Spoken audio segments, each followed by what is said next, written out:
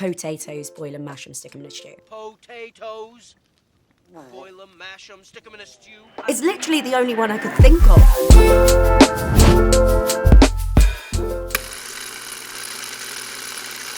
The first film I remember watching was a re-release of Snow White and the Seven Dwarfs at Barnet Odeon. Hi-ho, it's home from work we go. So it must have been about 5 or 6. I think we maybe had a couple of VHS tapes at home, but they were Looney Tunes, they weren't Disney, and I really wanted to be kind of a Disney princess with a little tiara and stuff, but I had to perform that at friends' houses because my parents didn't really entertain it. But my main memory of it is that we were sat in the front row and I was cricking my neck to watch it, and it just being quite a physically uncomfortable experience.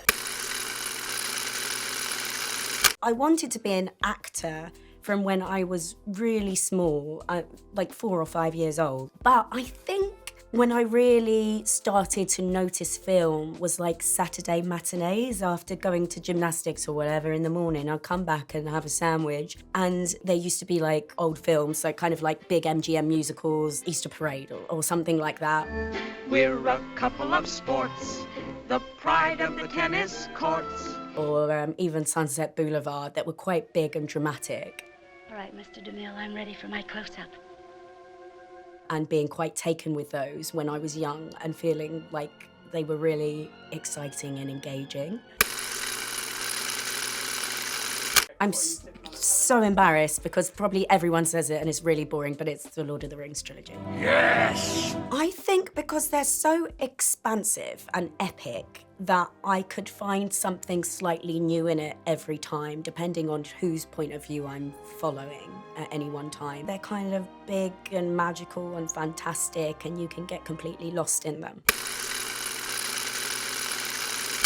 Potatoes, boil and mash them, stick them in a stew. Potatoes, boil them, mash them, stick them in a stew. It's literally the only one I could think of. There are 2 films with Jessie Buckley, actually. The first being Beast, set in Jersey. I've got a real interest in horror and thrillers, obviously. There's something quite sunny about Beast, and there's sort of this summer haze going on that you'd usually associate with something quite romantic. And there is a love story at the centre of that, but it's quite dark, and I really enjoyed that film. And the other one is Alex Garland's Men. No. Mustn't do that. Forbidden fruit. Papa Siazu being born over and over again in some sort of freaky witchcraft thing. And I was pregnant at the time and about a month away from giving birth. It's not the sort of thing that you want to see when you're sort of bulging with pregnancy. At least I wasn't giving birth to a full-grown man. What are you doing now? Count our blessings.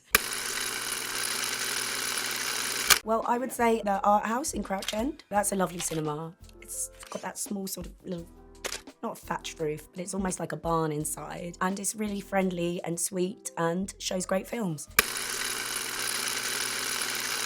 I don't. I think something that I really like about cinema is that it doesn't feel as buttoned up as the theatre. So I do like to spread a bit and sometimes put my feet up and sometimes take my shoes off. Excuse me. Maybe not the best person to sit next to, and I have been known to have a cheeky look at my phone, which is really naughty. Annihilation, again, Alex Garland. I think that's a really cool, weird soundtrack, and I love it. It Follows is a great spooky soundtrack. I think those 2. I was going to say the pushy mum from Fame, who makes her daughter sing, and she sings actually really badly, and then she gets into the school. Memories like the corner. I didn't have a pushy mum, which I'm very grateful for. I'm sure when I was 10, I would have appreciated it. Joanna Hogg, because the camera would be far away from me. I have not got that much room. You've got a foot on that side. And kind of leave me alone and let me, get on with my shit. Pulp Fiction, Memento, Cinema Paradiso. I've got a whole list. I've not avoided them. I just get ants in my pants and I'm like, oh, tonight I'm gonna sit down and I'm gonna study and watch, and you know, I end up watching some trash. Who's up here?